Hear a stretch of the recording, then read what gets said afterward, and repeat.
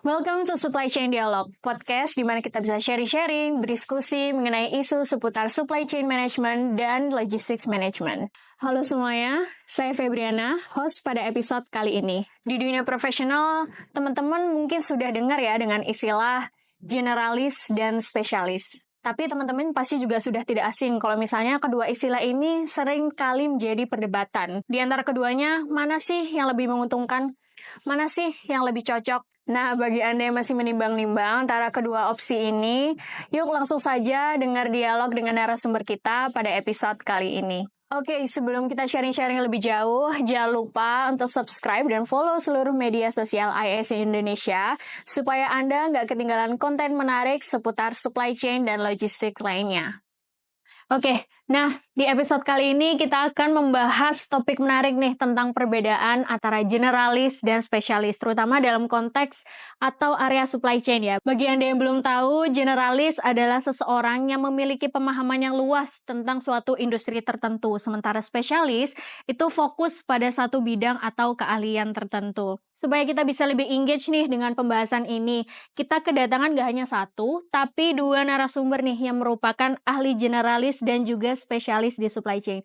Ada Pak Ari Triwibowo yang saat ini menjabat sebagai Supply Chain Development di Semen Indonesia dan juga Bu Vivi yang saat ini merupakan seorang associate ya di DPO & Co. Tapi Bu Vivi ini sebelumnya juga menjabat sebagai Senior Business Analyst begitu ya Bu. Jadi nanti kita akan membahas lebih banyak tentang pengalaman Bu Vivi saat menjalankan peran sebagai Senior Business Analyst. Nah, kalau di konteks ini nih, Pak Ari ini berarti pegiat supply chain yang memiliki spesialisasi di industri semen begitu ya Pak ya.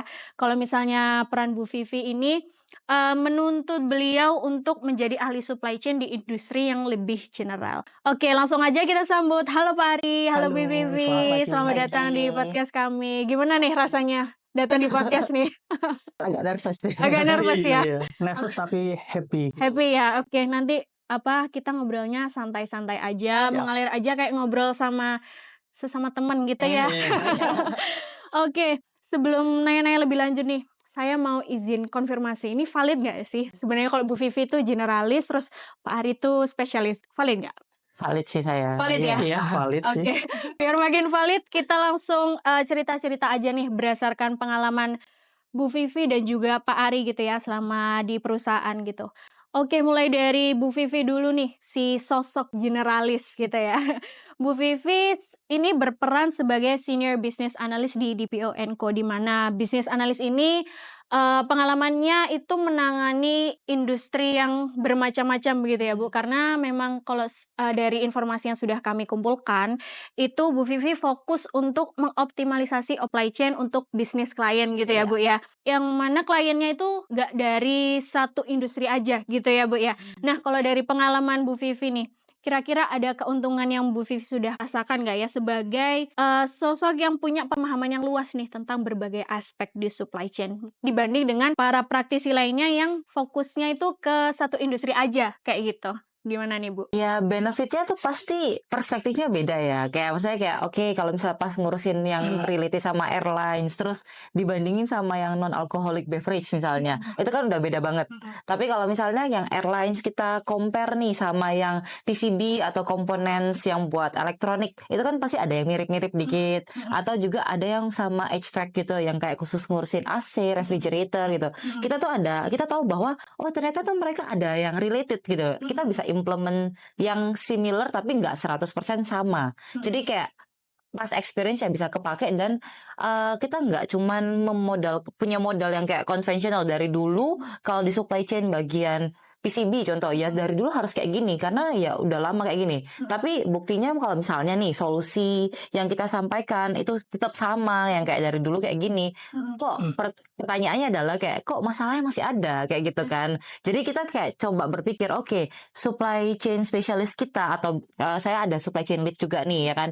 Dia mikirnya oh soalnya masalahnya kayak gini. Terus nanti saya yang bagian kayak playing devilnya gitu kayak loh kalau misalnya kayak gitu kenapa nggak kayak gini kalau di industri lain tuh kayak gini loh kayak gitu kayak terus dia mulai mikir kayak oh Tapi bisa sih memang ngambil yang bagian itu, tapi kita research lagi ya kayak gitu. Jadi kita collapse bareng kayak gitu. Jadi cuman yang kayak lebih ke arah kayak eye opener atau kayak second pair of eyes gitu loh. Jadi kayak oh saya ngeliatnya tuh kalau di industri lain kayak gini, coba deh. Kayaknya saya merasa ada kemiripan atau khusus bagian ini aja, bagian kecil aja yang mirip. Yang lain tuh memang nggak mirip, tapi kita bisa coba kayak gitu. Jadi emang kalau misalnya punya ngumpulin banyak perspektif itu justru bisa jadi bahan untuk benchmarking gitu ya Bu ya. Iya, Jadi bisa betul. comparing, oh ini bisa diimplementasikan, bisa saling coba kayak gitu ya. Iya, dan juga kayak enaknya itu karena masih muda ya, masih kepo gitu loh. Jadi kayak, oh ternyata kalau di industri yang kayak gini tuh kayak gini gitu. Jadi kayak lebih karena kayak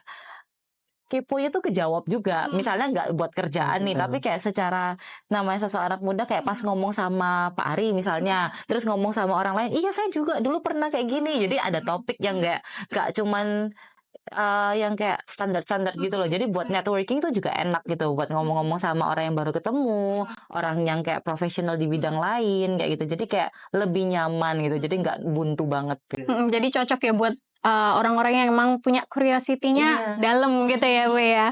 Oke, kalau misalnya sebagai perwakilan dari spesialis nih, Pak Ari nih.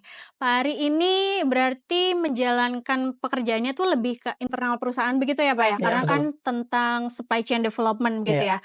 Berarti kalau dari yang kita bisa rangkum, Pak Ari ini lebih berpengalaman terkait membangun supply chain-nya perusahaan Iya. kayak gitu ya Pak. Lebih ke terlibat ke proyek-proyek improvement di perusahaan gitu ya. Nah, dengan di posisi tersebut menurut Pak Ari nih, mengapa sih spesialisasi dalam suatu area tertentu dalam supply chain itu sangat krusial begitu Pak? Oke, sebenarnya kita bisa melihat dari dua sudut pandang ya. Yang pertama kita lihat sudut pandang perusahaan ya. Perusahaan ketika ada suatu masalah dan masalahnya itu spesifik, maka akan mencari orang-orang yang mengerti permasalahan itu secara spesifik, sehingga konteks memahami sebuah permasalahan itu, kemudian menjabarkan penyebab-penyebabnya hingga mencari root cause-nya itu akan jauh lebih impactful, jauh lebih tepat guna. Dengan menjadi seorang spesialis, maka permasalahan itu akan jauh lebih cepat teratasi ya, sehingga kalau dilihat dari sudut pandang perusahaan, produktivitas dari karyawan yang atau personel yang spesialis tadi akan lebih baik ya daripada yang generalis. Nah, kalau dari sudut pandang individu, seorang spesialis juga diuntungkan dalam hal personal branding ya, bisa dikatakan seperti itu, karena ketika ada pihak atau fungsi lain yang memiliki keluh kesah terhadap permasalahannya, pasti akan langsung menuju ke orang tersebut atau ke orang yang memiliki spesialisasi tersebut, sehingga sudah ada kayak namanya cap atau brand gitu ya ke personel tersebut. Itu sih. Jadi untungnya, oh kalau butuh ini tinggal calling ini aja itu gitu betul, ya. betul. Emang kalau keuntungannya punya spesialisasi terutama di perusahaan gitu ya, akan lebih efektif nih kalau misalnya ada permasalahan A, ya butuhnya juga orang yang ahli A Betul gitu ya. sekali, Jadi betul. akan lebih efisien juga karena kalau misalnya kita ibaratnya mencomot-comot nih Betul. yang kurang begitu mengerti tentang permasalahan ini, takutnya nanti malah memperlambat gitu ya Pak Betul.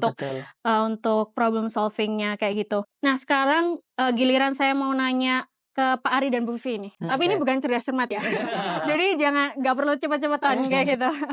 Oke, kira-kira ada cara efektif nggak ya dalam menciptakan antara keseimbangan generalis nih sebagai pihak yang punya perspektif yang lebih luas, pemahamannya lebih luas gitu ya, dan juga spesialis sebagai seseorang yang keahliannya tuh lebih mengerucut gitu. Kira-kira menciptakan kolaborasi antara keduanya ini gimana ya? Cara melengkapinya antara keduanya itu gimana nih? Pak Ari, Bu Vivi, siapa dulu nih yang mau jawab? Spesialis dulu. Spesialis dulu boleh. Sebenarnya kalau menjadi seorang spesialis untuk mencapai keseimbangan ya antara generalis sama spesialis ini, pertama itu yang harus dilakukan, kita harus punya pola pikir sistem ya, atau sistem thinking. Jadi kita harus berpikir bahwa meskipun kita ahli di suatu bidang tertentu atau di industri tertentu, tapi ada bidang-bidang lain yang atau fungsi-fungsi lain yang berhubungan atau berinteraksi dengan spesialisasi kita. Semua kebijakan atau semua hasil output dari pekerjaan kita itu akan berdampak ke unit atau ke fungsi atau ke pihak lain. Nah, itu yang perlu dipikirkan gitu sebagai seorang spesialis, memiliki pandangan yang lebih luas meskipun kita memiliki suatu keahlian di bidang spesifik begitu. Oke, kalau dari Bu Vivi nih. Nambahin Pak Ari, menurut saya tuh valid banget. Jadi kadang-kadang dari tim supply chain specialist ini, kadang-kadang mereka tuh melihat kayak sekelilingnya tuh mentok sampai kayak produksi, inventory, warehousingnya kayak gitu. Nah, kadang-kadang yang generalis ini baru ngomong, secara finance tuh sebenarnya nggak kayak gitu loh. Kayak ada bakalan ngaruh, misalnya setelah produksi mau ngirim surat jalannya tuh nggak bakal bisa segampang itu karena barangnya bukan barang kecil misalnya, atau kayak barang-barang custom atau gimana. Jadi itu beberapa hal yang kayak kadang-kadang saat didiskusikan, kita kan misalnya bahas masalah terkait supply chain. Gak mungkin tiba-tiba kita kayak calling finance manager ikut dong gitu. Finance manager gak ngapain juga saya ikutan kayak gitu kan. Jadi kayak daripada kasarannya bagi finance manager, aku gak mau nih ikut meeting-meeting kayak gini, buang waktuku. Karena dia gak ngerti konteks supply chain. Betul. Tapi tim generalis inilah yang kayak menghadirkan perspektif itu. Kenapa? Kita ngerti, secara finance misalnya kayak gini, secara bagian apa, operasional yang lain atau dan lain sebagainya. Karena coveragenya kita kan luas, tapi memang tidak sedalam spesialis kayak gitu. Jadi spesialis biasa bagian jabarin dulu nih. Oke, plannya kayak gini. Nanti yang bagian generalis itu biasa kayak mulai playing devil lagi. Oke, tapi secara change management ini ngaruh di sini. Setelah kita ganti sebanyak ini, kita udah ngeluarin cost-nya misalnya apa. Tapi value added-nya cuma menghasilkan di sini loh. Dan bagian departemen lain pasti bakalan menolak misalnya kita ngomong gitu. Karena teriak nih pasti gak terima karena apa-apa gitu. Jadi kita biasanya yang kayak oke, iya juga ya kayak gini. Kalau gitu kita bisa nggak ya orang ini tetap harus berubah karena dia juga misalnya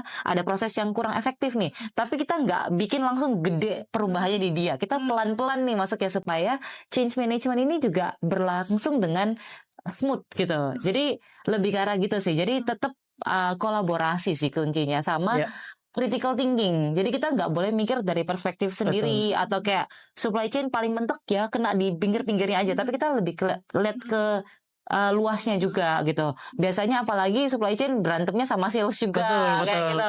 Sales nggak mau ini birokrasinya jadi panjang. Customer mana mau kayak gini-gini. Tapi kita juga harus mikir kita gimana cara jelasinnya ke sales kayak kamu kalau mau misalnya omsetmu naik, ini kalau dengan dibenerin mungkin 1-2 bulan kamu repot dikit deh kayak gitu. Tapi nanti kamu bayangin ya gitu. Jadi kita kayak bagian yang kayak komunikatif ya itu kayak dijalanin gitu loh, komunikasinya kayak dengan efek kayak gini, value added yang kamu bisa dapetin tuh kayak gini loh kayak gitu. Jadi kita bisa kayak propose solutionsnya buat change management itu biasa lebih smooth gitu. Oke, Adi mau ditambahin Pak Ari? Ya intinya kita nggak bisa berpikir silo sih, nggak bisa berpikir di spesialisasi kita aja, tapi harus mempertimbangkan pihak-pihak lain begitu sih. Jadi emang sebenarnya saling membutuhkan gitu ya, ibaratnya itu a humbling way gitu ya untuk menunjukkan bahwa ternyata yang aku pelajarin tuh masih banyak nih yang belum aku explore ibaratnya kayak gitu. Ternyata ada approach lain yang patutlah untuk dicoba kayak gitu. Jadi nggak di lingkaran kita sendiri gitu aja ya.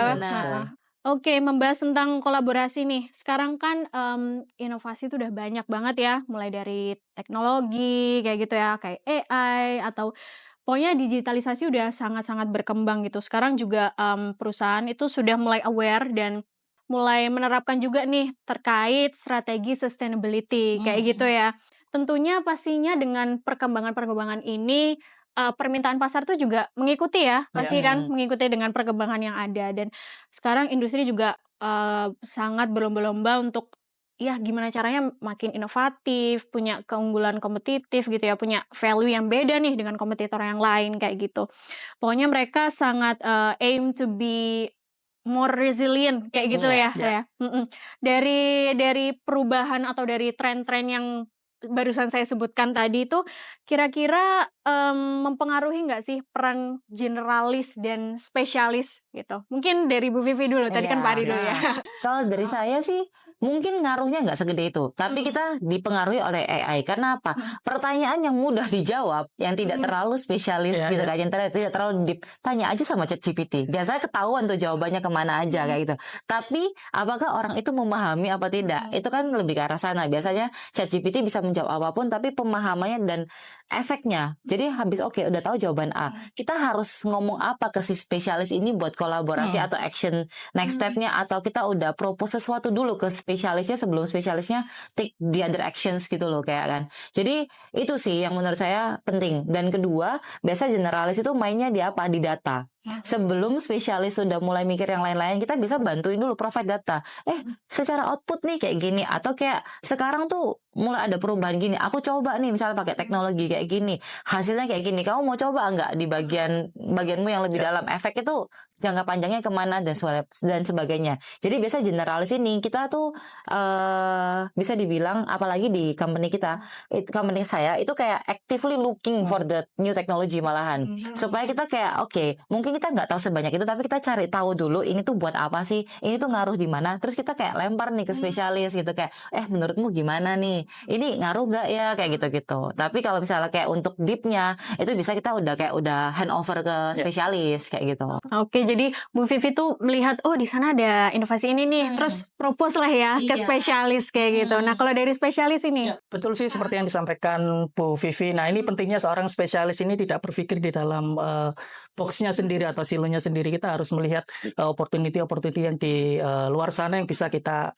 implement di keahlian kita ya. Seperti contoh adalah pemanfaatan teknologi dulu.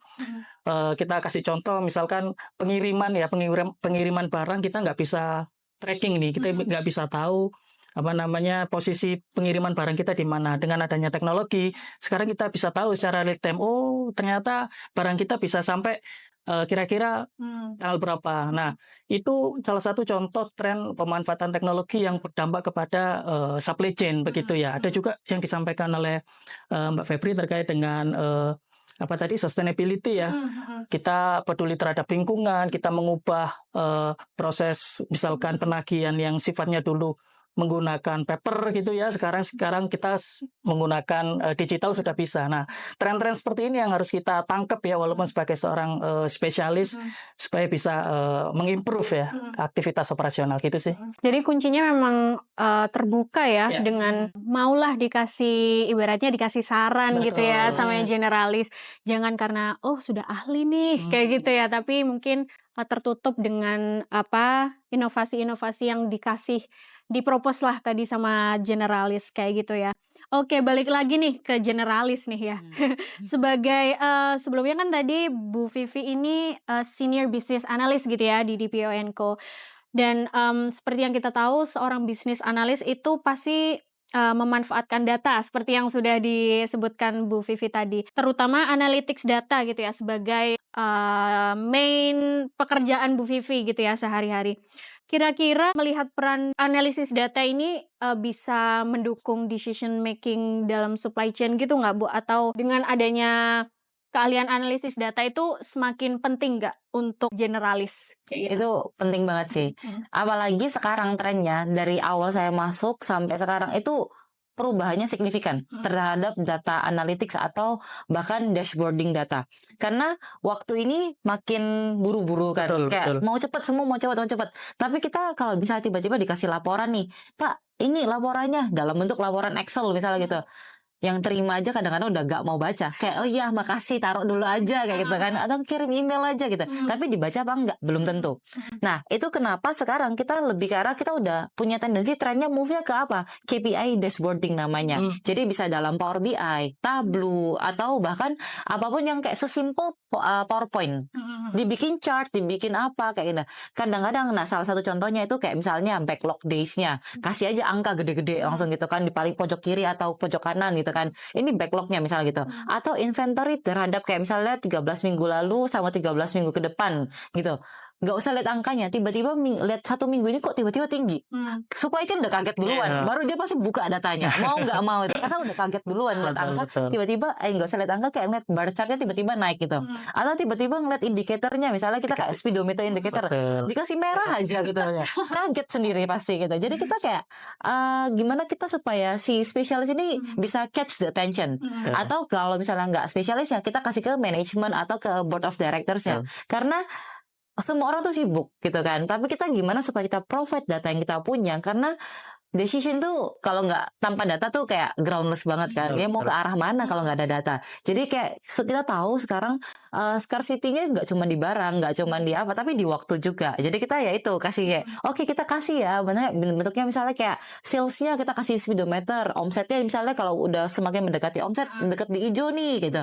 Atau misalnya kita kasih inventory, yang kita pisahin nih misalnya inventory secara keseluruhan sama yang masih yang WIP sama yang finished good. Misalnya kayak finished good kok naik terus nggak pernah turun ya. Loh berarti shippingnya yang bermasalah. Kayak gitu ada masalah atau gimana? Atau kok WIP ini stuck terus berapa minggu? Harusnya kan tiap minggu harusnya stagnan atau berkurang gitu kan. Kenapa? Oh ternyata ada mesin rusak kayak gitu. Ada maintenance kayak gitu. Jadi supaya hal-hal kayak gitu ketangkep dengan gampang.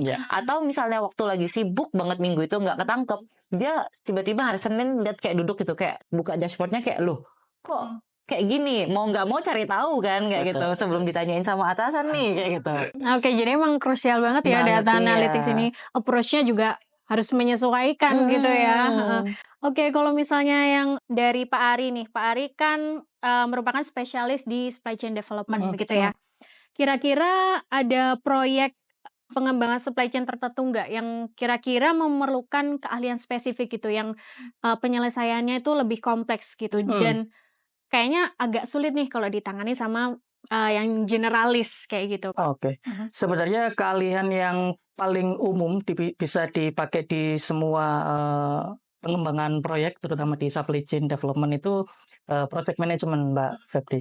Jadi mulai kita mendefine project charter, kemudian mengidentifikasi deliverable-nya apa, kemudian membuat timeline project, mengesain pekerjaan ke orang, mengevaluasi, itu skill yang wajib sih dimiliki oleh seorang spesialis, khususnya yang berkaitan dengan project begitu ya, di project management itu sih. Oke, kok udah mau habis ya ini pertanyaannya. Nggak tahu, tiba-tiba udah di akhir pertanyaan aja nih. Seru banget nih, udah membahas dari spesialis dan generalis gitu ya. Oke, kira-kira ada saran nggak yang mau diberikan kepada audiens nih? Mungkin mereka masih contemplating nih, mau generalis dulu apa langsung spesialis gitu kan? Mungkin ada orang yang aduh bingung nih mau kemana, yaudah generalis dulu kayak gitu. Atau mungkin dia sudah punya keinginan nih, mau minatnya tuh di sini, terus mau yaudah ikut nerusin aja. Nah gitu. Kira-kira ada advice nggak ya bagi teman-teman yang masih menimbang-nimbang kayak gitu? Sebenarnya pertanyaan ini saya sering dapat setelah graduate dari ISCA justru. Jadi banyak chatting yang masuk gitu, kayak misalnya kayak Bu ini gimana ya, kayak mau coba nih di supply chain, tapi yang mana dulu ya, kayak PPIC menarik, ini menarik, semua menarik misalnya gitu, tapi kayak supply chain sendiri kan gede, itu gimana startnya, gimana mulainya, atau saya kayak mau rencana mau shift karir ke supply chain nih, tapi kayak galau, bisa gak ya, karena kan baru belajar, apa kayak dari kelas ini langsung bisa apa gimana. Jadi kayak itu beberapa pertanyaan yang saya terima justru kan, tapi yang saya jawab tuh cuman biasa basicnya dulu. Pertama, tujuannya tuh jelas dulu.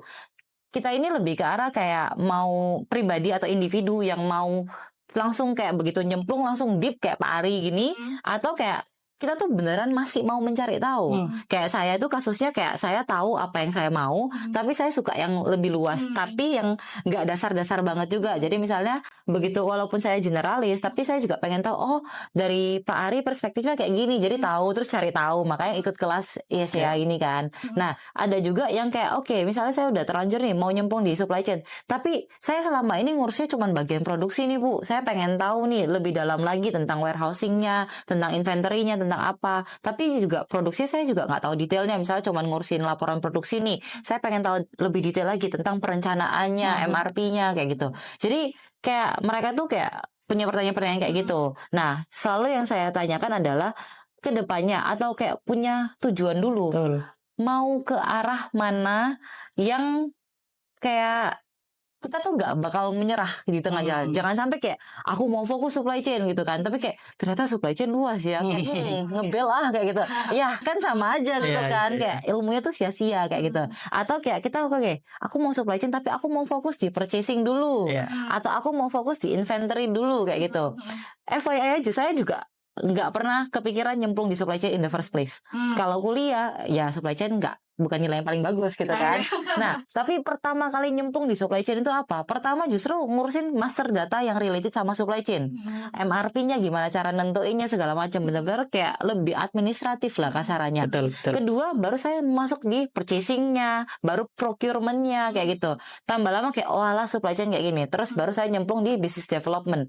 Business development ini kan secara general banget kan. Jadi, tapi kenapa saya jadinya tertarik sama supply chain? Karena saya jadinya cari tahu. Produksi itu kalau masalah kayak gini, tapi gak cuman karena bahan baku doang, tapi karena ada masalah lainnya, penyimpanannya lah, pengirimannya lah segala macam. Terus cari tahu ada urusan juga loh sama finance, ada urusan juga loh sama sales kayak gitu. Itu yang bikin kayak ada curiosity. Akhirnya makanya nyemplung di supply chain secara keseluruhan. Tapi karena kasarannya experience-nya juga masih rendah kan, nggak setinggi Pak Ari, jadi kayak makanya masih di generalis nih. Karena saya belum tahu juga ke depannya saya ini mau sedalam apa, karena at this point of time kayak gitu kasarannya, saya tuh masih puas dan satisfied dengan mengetahui banyak industri. Karena kalau begitu saya mau nyemplung di spesialisasi nih gitu, saya kan juga saya merasa saya nggak akan merasa puas dengan satu industri, karena masih ada curiosity yang masih mau tahu industri lain tuh cara kerjanya kayak gimana kayak gitu. Dan itu yang jangan sampai tipe orang yang kayak saya misalnya bosenan gitu ya, quote unquote bosenan gitu. Nanti jangan sampai saya mau masuk nih, oke, misalnya di semen kayak gitu. Tapi setelah 2 tahun ternyata semen kayak gini, saya pengen tahu yang itu, ngulang lagi dong dari awal, kan sayang banget gitu ya. Jadi kayak itu yang harus dipikirin. Kira-kira trait-nya kita secara individu, habitnya kita tuh orangnya tuh tipenya mudah puas, atau kayak lebih kepo terhadap satu hal yang itu terus, atau kayak keponya malah mau tahu yang kiri kanan nih kayak gitu. Karena kepo quote unquote itu juga bagus kan, curiosity. Tapi tendensinya kita tuh turun masuk ke dalam atau ke kiri kanan, itu yang harus diperhatiin, karena itu kembali ke habit masing-masing kayak gitu. Ya, kalau Pak Ari? Kalau dari saya sih sebenarnya generalis atau spesialis ini lebih perkara ke preferensi sebenarnya. Buat rekan-rekan yang ingin memutuskan menjadi generalis atau spesialis, nggak ada masalah. Sudah kita sampaikan plus minusnya tadi seperti apa. Tapi kalau memang memutuskan untuk menjadi spesialis, usahakan menjadi ada namanya istilah itu specializing generalis. Jadi seorang spesialis tapi berpikir secara general begitu ya. Meskipun kita ahli di bidang tertentu spesifik seperti yang kami sampaikan tadi ya, jangan tertutup di silo itu atau di kotak itu. Perlu memikirkan di fungsi-fungsi yang lain juga. Itu sih, Mbak. Jadi emang sebenarnya pertanyaannya tuh lebih ke diri sendiri ya. Maunya tuh kayak gimana, terus tendensinya itu bakal bosenan nggak, atau ya udah maunya fokus di sini aja nggak apa-apa kayak gitu ya. Dan dari generalis juga bukan berarti dia itu nggak mempelajari hal yang lain nih, mau nyemot yang hal ini, mau nyemot yang hal itu gitu. Jadi generalis itu juga bisa belajar banyak hal, tapi juga bisa mempelajari agak dalam lah istilahnya mungkin, betul. tapi tidak sedalam spesialis kayak gitu ya. Dan dari spesialis juga seperti yang dibilang tadi Pak, specializing the generalis. Specializing generalis. Ya kayak gitu. Jadi orang-orang yang mungkin sudah punya sekalian gitu ya, tetap masih mau membuka diri dengan ilmu-ilmu yang lainnya kayak gitu ya. Oke, itu tadi pembahasan kita tentang generalis dan spesialis dalam supply chain. Makasih banyak Pak Ari, makasih Bu Vivi. Oke, bagi teman-teman yang masih bingung nih mau menentukan karir generalis atau spesialis, mungkin teman-teman bisa tanya ke diri sendiri dulu nih, tujuannya apa, kecenderungannya apa, kamu mudah bosen nggak, atau ya udah kalau misalnya emang nyaman di situ aja kayak gitu ya. Atau mungkin bisa langsung mengikuti minat gitu ya. Ya udah pengennya fokusnya di salah satu industri kayak gitu, tapi maunya bener-bener dalam banget, bisa kayak Pak Ari kayak gitu ya. Okay, unfortunately, it's time to wrap up our dialogue today. Semoga dialog di episode ini bisa menjadi pertimbangan nih bagi teman-teman yang mau menentukan karir seperti apa sih yang ingin ditempuh kayak gitu. Mau generalis, mau spesialis, keduanya pasti sama-sama punya keunggulan masing-masing ya, Bapak Ibu. betul. Oke, jadi makasih banyak Pak Ari dan Bu Vivi. Bagi teman-teman yang mau connect langsung dengan Pak Ari dan Bu Vivi bisa langsung search di LinkedIn gitu ya. Jadi bisa langsung connect. Kalau misalnya mau approach personal gitu bisa via chat LinkedIn gitu ya. Atau kalau misalnya teman-teman masih tertarik dengan pembahasan ini bisa langsung komen gitu ya di YouTube kami. Terus nanti bisa dibantu jawab sama Pak Ari sama Bu Vivi gitu ya. Oke, terima kasih. See you next time. Bye-bye. Terima kasih sudah menyaksikan episode Supply Chain Dialog kali ini. Semoga sharing-sharingnya tadi bisa menambah wawasan, insight yang harapannya bisa applicable ya di real case. Bagi Anda yang tertarik untuk mendalami pengetahuan supply chain, jangan lupa untuk cek program training dan sertifikasi oleh ISC Indonesia melalui website dan sosial media kami. Sampai jumpa lain waktu. Bye-bye.